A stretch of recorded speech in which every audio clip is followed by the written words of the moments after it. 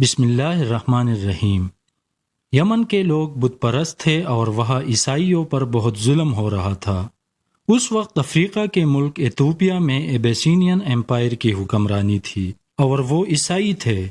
ایبیسینین سلطنت کے بادشاہ نجاشی نے فیصلہ کیا کہ وہ یمن پر حملہ کریں گے اور وہاں کے عیسائیوں کو ظلم سے آزاد کریں گے۔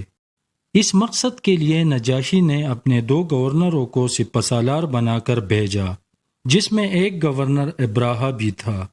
جب وہ دونوں گورنر وہاں پہنچے تو انہوں نے یمن پر حملہ کیا اور وہاں کی پرانی بت پرست حکومت کو ختم کیا، اور اب یمن اباسینین سلطنت کا حصہ بن گیا۔ ہوا یوں تھا کہ لڑائی کے بعد جب بت پرستوں کی حکومت کو ختم کیا گیا اور عیسائی حکومت آ گئی تو یہ دونوں گورنر حکمرانی کے لیے آپس میں لڑ پڑے، اور ابراہہ نے پہلے گورنر کو ختم کیا اور خود کی حکومت بنا لی۔ دوسرا گورنر نجاشی بادشاہ کا بہت محبوب تھا، جسے ابراہہ نے حکومت کے لالچ میں ختم کیا۔ نجاشی کو ابراہہ پر بہت غصہ آیا اور انہوں نے ابراہہ کو پیغام پہنچایا کہ اب میں تم پر حملہ کروں گا اور تمہاری حکومت کو اور تمہاری زمین کو اپنے پیروں تلے روند ڈالوں گا، تمہارے بال اپنے ہاتھوں سے نکالوں گا، مطلب یہ کہ تمہیں ذلیل کروں گا۔ ابراہہ چونکہ ایک ہوشیار انسان تھا اور اسے پتہ تھا کہ وہ اکیلا حکومت نہیں کر سکے گا، اس لیے اس نے ایک ٹوکری لی اور اس میں یمن کی مٹی ڈالی اور کہا کہ یہ حاضر ہے میری زمین آپ کے پاس، اسے اپنے پاؤں تلے روند دیجئے، اور یہ حاضر ہے میرے بال جو آپ چاہتے تھے کہ یہاں آ کر میرے ساتھ کرے۔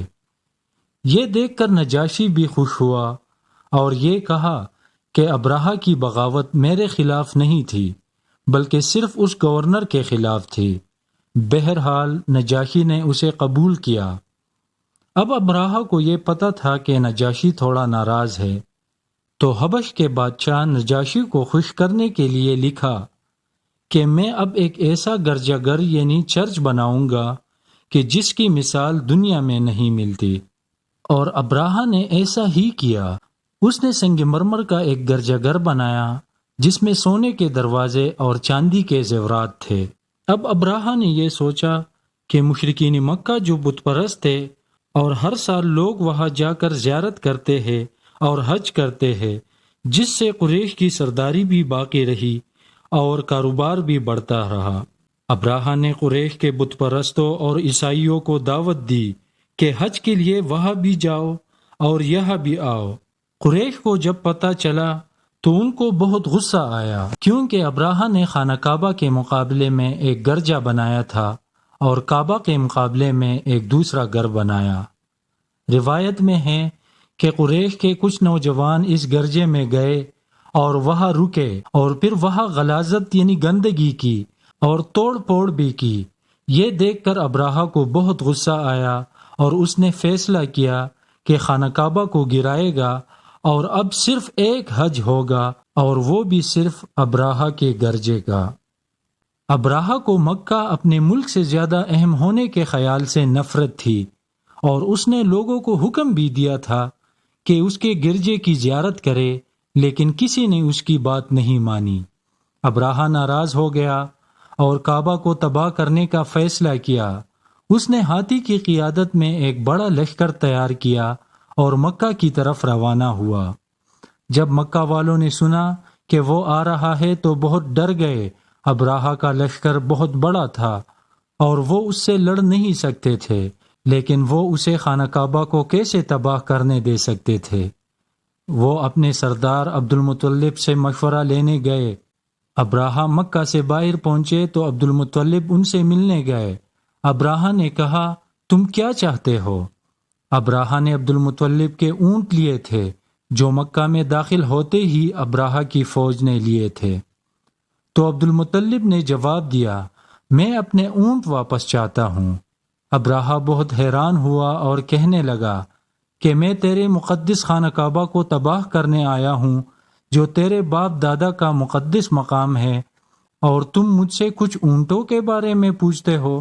عبد المطلب نے اطمینان سے جواب دیا کہ اونٹ میرے ہے، کعبہ اللہ کا ہے اور وہی اس کی حفاظت کرے گا۔ پھر ابراہہ کو چھوڑ کر قریش کے پاس عبد المطلب واپس چلے گئے اور قریش کو حکم دیا کہ مکہ سے نکل جائے اور پہاڑوں میں اپنے دشمنوں کا انتظار کرے۔